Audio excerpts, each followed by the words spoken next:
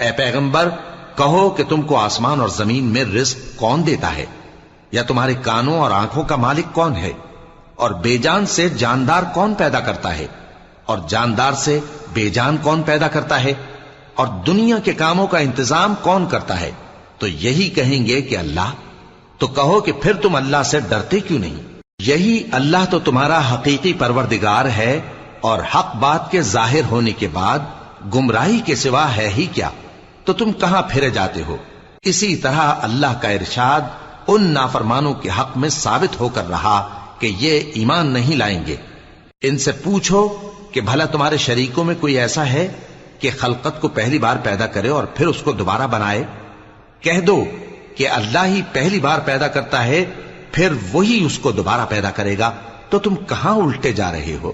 پوچھو کہ بھلا تمہارے شریکوں میں کون ایسا ہے کہ حق کا رستہ دکھائے